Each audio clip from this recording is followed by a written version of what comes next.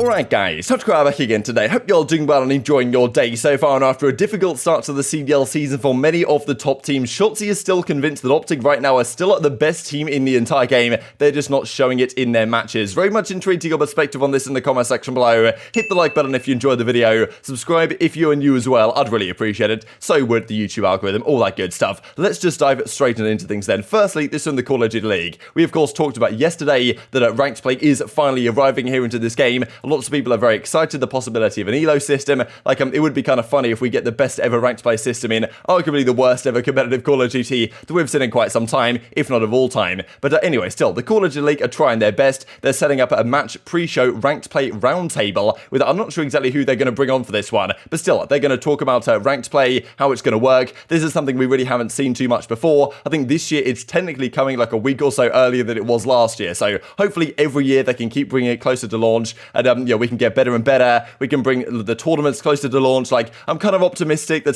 this season, I think there has been some significant steps from the CDL side in the right direction. I think next year, if they continue that, there's some positives to certainly go around. But yeah, still, ranked play match pre-show roundtable. Not sure what they're going to talk about here, but hopefully they have some positive things to say. You'd imagine they wouldn't do this if they didn't have any positive things to say. This also, to mention real quick from Charlie, Intel points out that Microsoft, of course, they're going to buy Activision, or at least they're in the process of doing so. It's going to take quite some time. They've made it very clear that they're not going to put Call of Duty like solely on Xbox or anything like that. It is going to still be made on PlayStation and all that type of stuff. So kind of as expected, but still, I guess good news in general for the Call of Duty stuff. Definitely a difficult one to call whether Microsoft buying Activision is going to be good or bad for the future of Call of Duty. Like, there's so many variables involved. Hopefully for the competitive stuff, it works out pretty well. Because, I mean, yeah, well, to be fair, Halo Infinite did have a good launch. They might be squandering that one a little bit at the moment. This I also thought I mentioned from Kenny. I thought was pretty crazy. He mentioned this, I believe, in a podcast or an interview or something, that the Los Angeles Thieves guys right now practicing at the compound, they have their own like personal chef that just gives them food. Like, I think no, it was Drazah who was saying this actually, that I'm pretty much like all they have to do is they turn up to practice, they've got a chef in the back, he's chefing them up food, they want some food in between scrims, he's just bringing them in what they want. Like, I mean, this is the life right here, you're just playing Call of Duty, having some fantastic stuff from your personal chef. I mean, yeah, LA Thieves doing it right, but then again, in Los Angeles, might not be the best situation for the internet stuff, the servers, definitely they talked about that against Atlanta, playing on, I think, a Texas server, wasn't so ideal for them, but we'll see if it continues to affect them for the rest of the year, because they play New York coming up this weekend on the Friday, that being tomorrow, of course. Very exciting indeed, considering the New York changes we saw earlier today, whether they'll be able to put something together very quickly. I mean, yeah, just a crazy stuff that's going on right now in the Call of Duty world. Talking of scrims real quick, there was one that was going down last night, as we'll see the Scrim Intel points out. Boston versus Ultra, Scrim recap goes down. Ultra take this one 4-1. So Boston is quite an interesting spot, really, because Boston, like maybe a month or so ago, all their scrims were going really positively for them. Nowadays, it seems like a bit more of a struggle, and it may be settling into that kind of middle of the pack, top 8 type range team. Guess we'll see how things go. Things could very much change. I feel like every single week the power rankings are going to change quite dramatically, frankly, given all the teams that are obviously very competitive at the current state of the league. This then at the week 1 standings, as you can see, of course, to the surprise of absolutely nobody, it's the Royal Ravens and Seattle Surge, 2-0 to start off the season. It'd be crazy if someone went into a coma like 6 or 7 months ago and then woke up to see these standings. You'd be kind of mind blown at what's going on here. You'd also be wondering where the Dallas Empire is. But I mean, still, these are the season standings. OpTic started out 0-2, lost of course in 2 Game 5 round 11 fashions, and this week they played the Paris Legion, a massive series ready for the OpTic guys, because I think most people have said about OpTic, okay, yes, they haven't really put stuff together as of yet, but of course it's way too early to make a roster change, just like, turn things around with the team, improve the teamwork, the chemistry, like clutch them in the big moments, change the leadership, or however exactly things are going to go within the team itself. But then again, we've seen yesterday and even today, New York Subliners making some changes already, right? Maybe it's not too early to make a roster change after all, but still, I'm sure OpTic don't want to go down that route, but of course they played Paris right here. But Shotzzy had some very interesting words to say on the way he feels OpTic are right now. He believes still in their practice, behind the scenes, in what we don't see on air, that OpTic is still the best team in the game. He reckons they play the best Call of Duty, they're like number 1 in his mind, which to be fair is a great mindset to have. Like, you believe you're the best, like you believe you can beat any team in the world. But of course there's other ways to interpret what he says right here. I'll share the clip, then we'll talk about it. Dude, it literally might seem so crazy, but I promise you we're the best in the we're probably the best. Let me say probably. We're probably the best team in the game right now, but we're just not showing it during matches.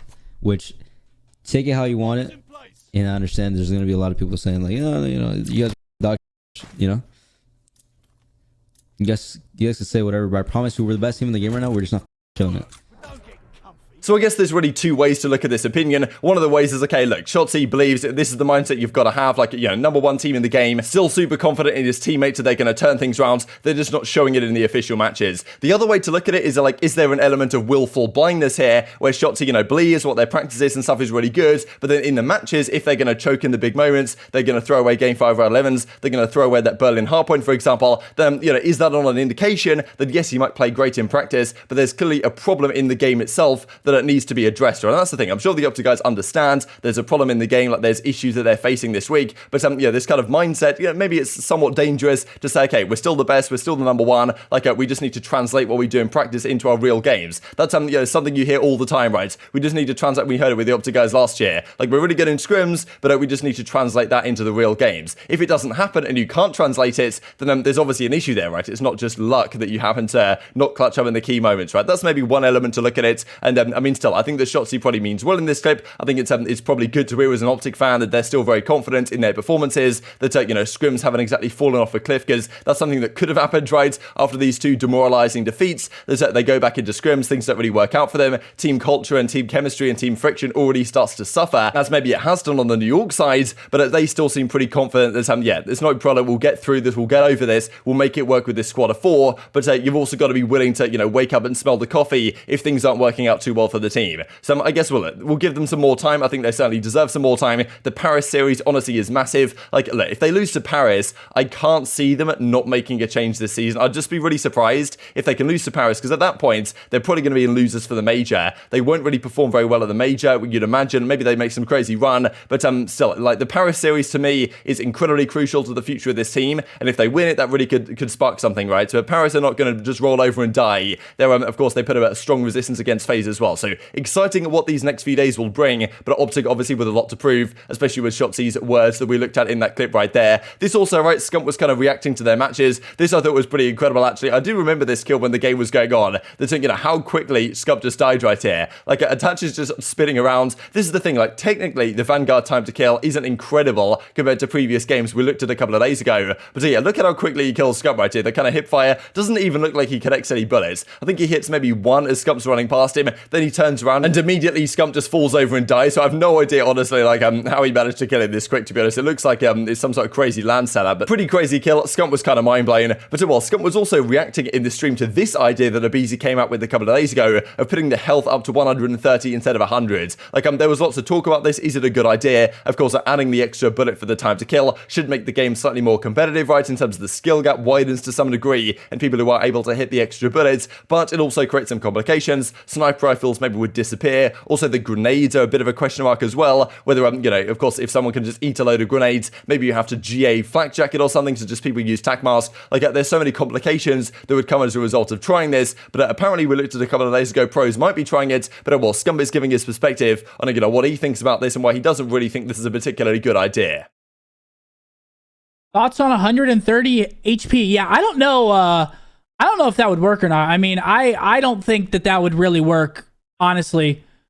And I saw a lot of people's their main argument for that is that if there was 130 HP, then nades would just become irrelevant to a point.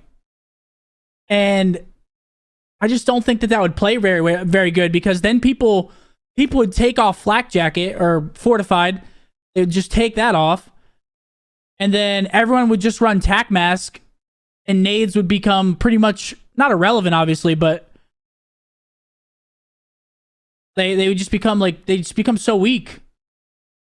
So I don't really imagine we'll see the 130 HP thing come into effect. It also means that, if that's the case and they change the CDL rules, then they've got to update it in league play, right? That's one of my concerns about ranked play, really, is that, okay, some of the GAs, right, that are being followed right now, are they going to be followed in ranked play, right? Because last year we had all the stuff that was being used that, of course, the pros weren't using, and you really want ranked play to just copy what the pros are playing. So, of course, that does create another element of complication. This is also just a couple of things to finish out the video. Thought this was quite an interesting take really here from Parasite, talking about a lot of the top amateurs and the new guys that are coming to the scene in the pro sides, that you know, he feels like there's no more soul. These guys that don't have the same well personalities that I guess well these guys on this podcast do, right, and did back in the day as well. Quite an interesting take. I think this is certainly a thing to some degree. I do feel like though some of the rookies are starting to find their feet a little bit, right? There's some of the guys that basically have no personality at all, but there's some guys that like to Pred and Sib who have just come in. Also Drazah I think deserves a mention on the Thieves side. Like there's certainly something about these guys that I think it takes time to develop it. Even guys like Kenny, right, which are technically veterans now, they've been around several years.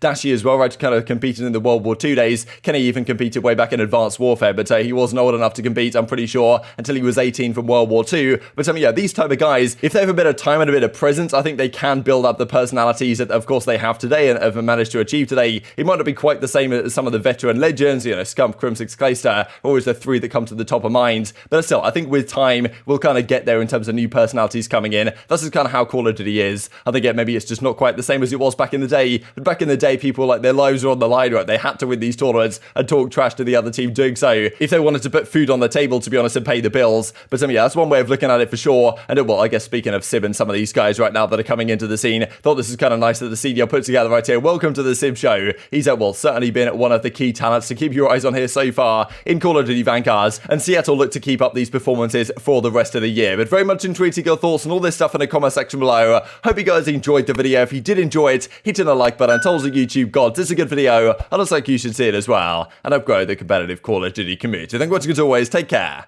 and I will see you next time. MW 2019 was better than MW3. Go ahead, report me. Hell, you suck.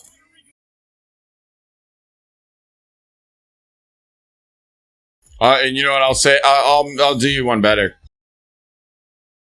Honestly, guys.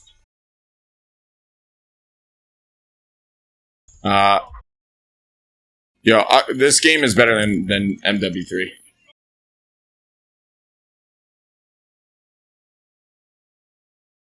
You come to murder me,